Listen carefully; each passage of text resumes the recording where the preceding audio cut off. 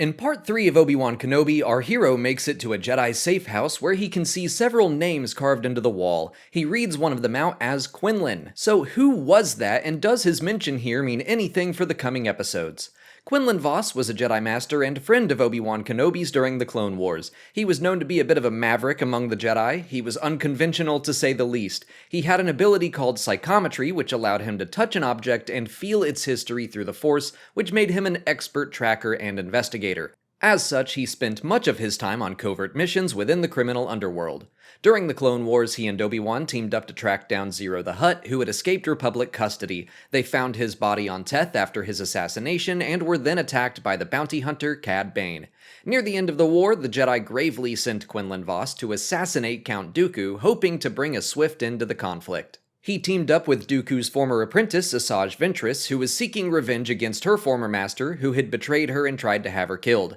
During their time together, they fell in love, and Vos fell to the dark side, but was brought back to the light by Asajj when she sacrificed her life to save his.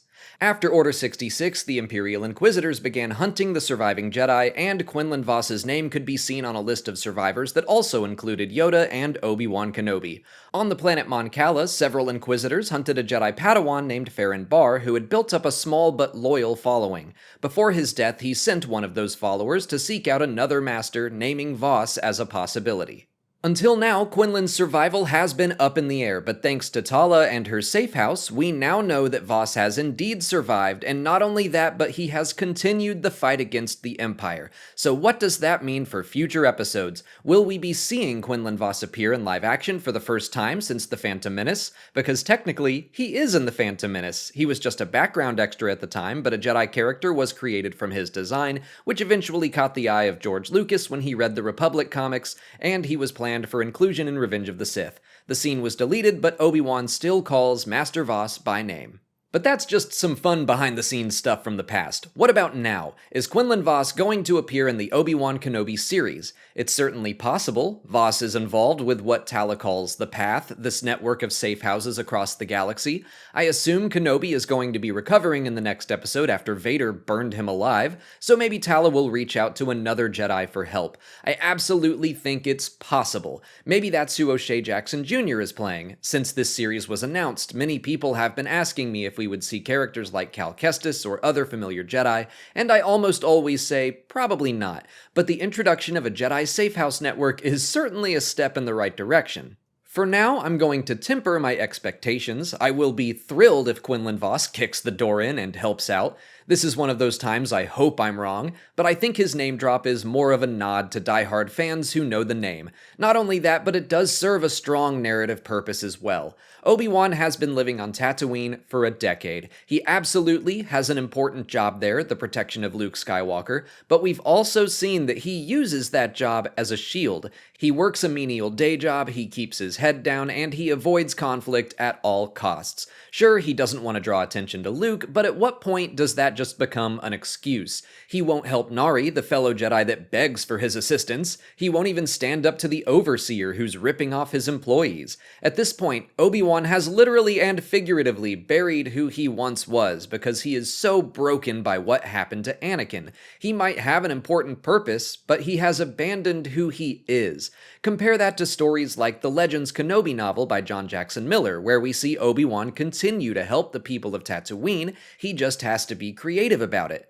And that's not me trying to spark a Legends versus canon debate. I think the Kenobi novel is great, and I'm enjoying the series so far. They're just telling different stories. I bring Legends up to point out that it is possible for Obi-Wan to protect Luke and continue to act as a Jedi should. He just needs to find that spark of courage to do that again. I 100% believe that is the story this series is telling us. And Quinlan Vos is part of that transformation. Even if we don't wind up seeing him on screen, Obi-Wan just ran into proof that while the Jedi are diminished, they are not dead. There is a Jedi he knows well, still running around the galaxy helping people and surviving. I love the tiny smile Kenobi lets out when he sees his old friend is alive. Obi-Wan keeps running into people that are doing their best to help others despite great risk. Haja, the fake Jedi, isn't the best person in the galaxy, he's a con man, but even he puts his life on the line to save Kenobi and Leia. Tala is an Imperial officer trying to make amends, and she is also risking everything to help Jedi. Obi-Wan has been using his guilt and his mission to protect Luke to bury his head in the sand on Tatooine. When Nari needs help, he offers none because the risk is too great, because he's made mistakes and he's worried he will fail again. But Haja and Tala have also made mistakes, and here they are trying to face those mistakes and actively work to make up for them.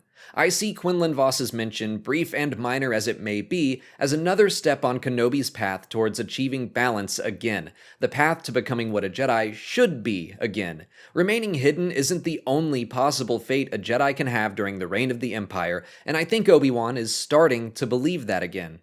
As for Quinlan's inscription, only when the eyes are closed can you truly see the way, I'm less sure about what that means right now, but I'm gonna guess that it's simply another way of stating what Yoda told Luke, that he would know the good from the bad when he is calm and at peace. Obi-Wan is anything but peaceful in this series so far. I think the only way he'll be able to achieve that peace is by confronting his past mistakes, which is exactly what he's doing.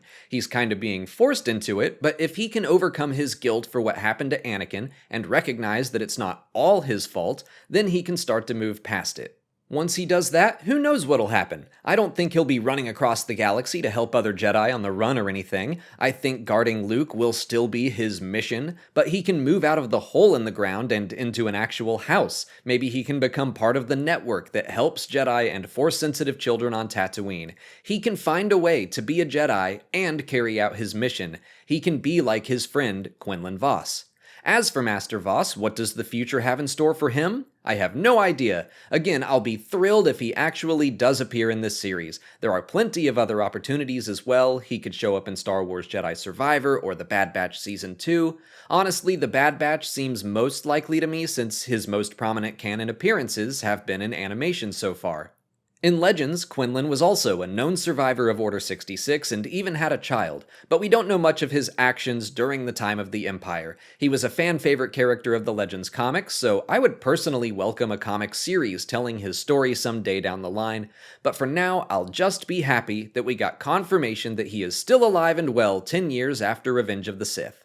What do you think? Will Quinlan Vos appear in the Obi-Wan Kenobi series? What do you think his inscription on the wall means? Let me know in the comments. If you haven't already, please like this video, subscribe to the channel for all our Obi-Wan Kenobi coverage, follow us on TikTok, Twitter, and Instagram, and consider checking out our Patreon page for even more, like our video reactions and audio commentaries for the episodes, which will come out soon now that we're home from Star Wars Celebration. As always, thanks for watching, and may the Force be with you.